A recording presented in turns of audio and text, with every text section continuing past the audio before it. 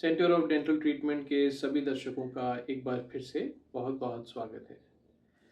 दोस्तों, आज हम चर्चा करने वाले हैं बहुत ज़्यादा सड़े गले दांतों को हम किस तरीके से ठीक कर सकते हैं। फ़र्ज़ कीजिए कि आपसे लापरवाही हो गई और आपका दांत गलते गलते गलते एक ऐसी कंडीशन पर आ गया है जहाँ पर दांत का जो ऊपरी हिस्सा है, जिसको हम क्राउन कहते हैं, वो या तो बहुत ज़्यादा गल चुका है या वो टूटकर हाथ में आ गया है। कई जगहों पर दांत का अगर 3/4 हिस्सा भी गल जाए तो उसको डॉक्टर बचाने से मना कर देते हैं, मतलब रूट कैनाल ट्रीटमेंट करने के बाद, क्योंकि क्राउन लगाने के लिए पर्याप्त टूथ स्ट्रक्चर नहीं होता, इसीलिए रूट कैनाल ट्रीटमेंट करने का कोई फ़ायदा नहीं होगा। ऐसी कंडीशन में जो डॉक्टर्स होते हैं वो अक्सर दांत को निकलवा देने की सलाह देते हैं। इसी तरीके से अगर दांत का ऊपरी हिस्सा टूट गया है और केवल जड़ रह गई है, तो वहां पर भी डॉक्टर बोलते हैं कि इसको दांत को बचा के क्या करोगे, इसको निकलवा दो, क्योंकि अब इस दांत को रूट कैनाल करके बचा पाना संभव नहीं है और दांत पे कैप देने के लिए कोई हमारे पास मटेरियल नहीं है, टूथ स्ट्रक्चर नहीं है, इसीलिए इसको नहीं बचाया जा सकता। अब दांत निकलवा देने के बाद हर मरीज के बस का नहीं होता कि वो 30-35 हज़ार रुपए का डेंटल इम्प्लांट करा पाए या कोई और ऐसा ऑल्टरनेटिव ले पाए। मरीज अपना दांत निकलवाना भी नहीं चाहता और नया दांत के लिए इतना खर्चा अफोर्ड भी नहीं कर सकता। तो क्या करें ऐसा कि दांत का बचने की थोड़ी संभावना हो जाए और मरीज का इतना खर्चा भी ना हो। तो दोस्तों, ऐसी कंडीशन में एक ट्रीटमेंट होता है जिसको बोलते हैं पोस्ट एंड कोर ट्रीटमेंट। जैसा मैंने आपको पहले भी समझाया भी है और पिछले कई वीडियोस में बताया भी है कि रूट कैनाल करने के बाद क्राउन देना आवश्यक है, क्योंकि दांत की नमी सूख जाती है और दांत चटक ना जाए, इसके लिए उसके ऊपर कैप देना पड़ता है। पर यहाँ पर क्या करें, क्योंकि हमारे पास दांत का तो सरफेस बचा ही नहीं, तो हम कैप देंगे तो देंगे किससे किससे। तो जैसा इम्प्लांट में होता है कि इम्प्लांट के अंदर हम टाइटेनियम का स्क्रू हड्डी में लगा देते हैं ताकि अंदर से हमें सपोर्ट मिले और उसके ऊपर फिर हम बाद में क्राउन लगा देते हैं। यहाँ पर जो दांत की जो जड़ बची हुई है, इसके अंदर का सपोर्ट लेते हैं और उसके ऊपर फिर हम टूथ स्ट्रक्चर बनाते हैं और फिर हम क्राउन लगाते हैं। माने हमारे पास 3 स्टेप्स हो गए। पहला तो जो रूट कैनाल ट्रीटमेंट होना है वो तो होगा ही होगा, और एक बहुत ही अच्छा रूट कैनाल ट्रीटमेंट होना चाहिए। यहाँ पर ये बात जरूर देखने वाली कि जिस दांत को बचाने की हम बात कर रहे हैं उस दांत की जड़ के नीचे कोई पहले से इन्फेक्शन ना हो, यानी कोई पेरियापाइकल सिस्ट या उसके नीचे कोई सूजन ना बनी हुई हो, तभी आप इस ट्रीटमेंट को करने के लिए क्वालिफाई करते हैं। तो अब जब हमें ये मालूम चल गया कि किसी वजह से, जैसे मान लीजिए कोई बच्चा है जिसका कि साइकिल चलाते वक्त दांत टूट गया, तो वो अचानक टूटा है, उसके लिए कोई पेरियोपाइकल पैथोलॉजी या जो जड़ के आसपास जो सिस्ट बन जाती है वो नहीं बनी है, तो ये केस क्वालिफाई करेगा कि हाँ, इस केस में हम रूट कैनाल करके पोस्ट एंड कोर ट्रीटमेंट कर सकते हैं। अभी मैं कुछ समय बाद जब आपको एक बेसिक ट्रीटमेंट समझा दूंगा, तो इसके बाद कुछ फोटोज के थ्रू आपको समझा भी देंगे कि पोस्ट एंड कोर ट्रीटमेंट किया कैसे जाता है।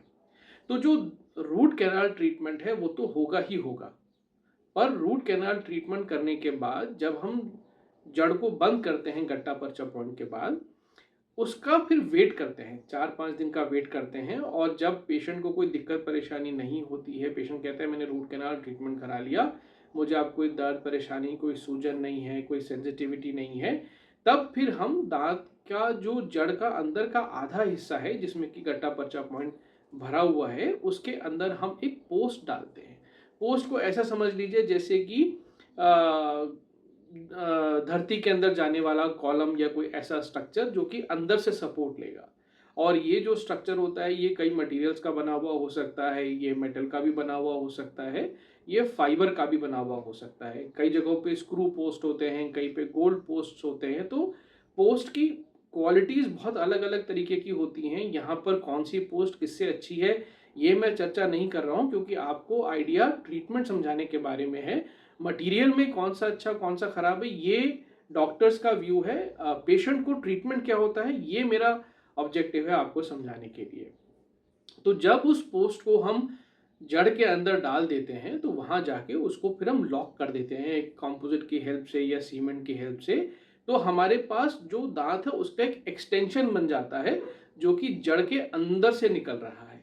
और उसके ऊपर फिर एक दूसरा मटेरियल होता है जिसको हम रेजिन बेस्ड मटेरियल ही होता है, जिसको कि फिर हम उस पोस्ट के चारों तरफ बिल्ड करते हैं और उसको दांत का आकार देने की कोशिश करते हैं, ताकि हमारे पास जो टूथ स्ट्रक्चर लूज हो चुका है, जो खो चुका है, वो टूथ स्ट्रक्चर हमको वापस मिल जाए।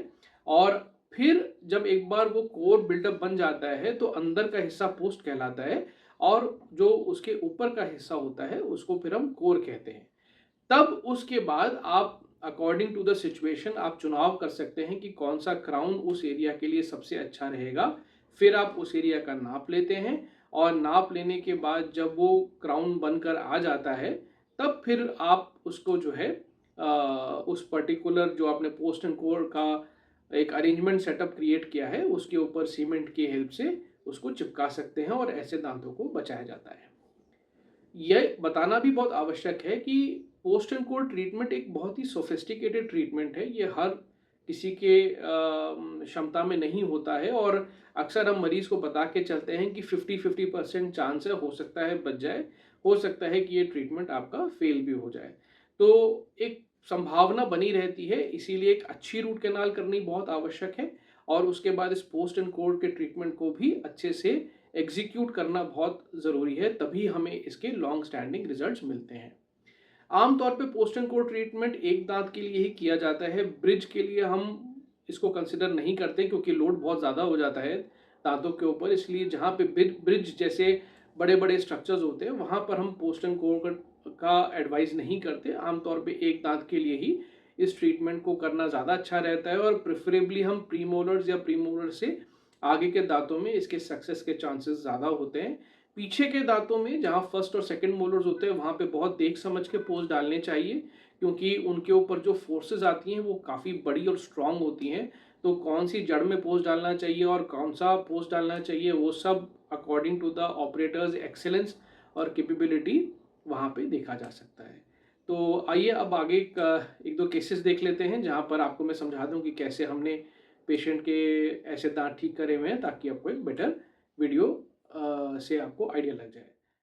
तो दोस्तों जैसा कि आप सब देख सकते हैं कि सेकंड लेफ़्ट लेटरल इंसाइज़र जो कि यहाँ पर हमको दिखाई दे रहा है, इसका ये दांत टूट चुका है और सिर्फ जड़ यहाँ पर दिखाई दे रही है।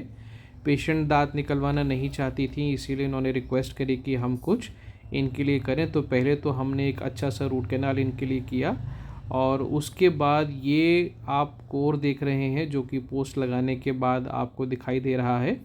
इस कोर को पहले डेवलप करने के बाद हमने पेशेंट को कुछ दिन के लिए छोड़ दिया और बाद में ये लेयर्ड जरकोनिया का क्राउन हमने पेशेंट के लिए सेलेक्ट करा क्योंकि सामने का दांत है और आप देख सकते हैं कि एंड रिज़ल्ट किस तरीके का आ रहा है। आपने वीडियो को देखने के लिए इतना समय दिया, इसके लिए आपका बहुत बहुत धन्यवाद।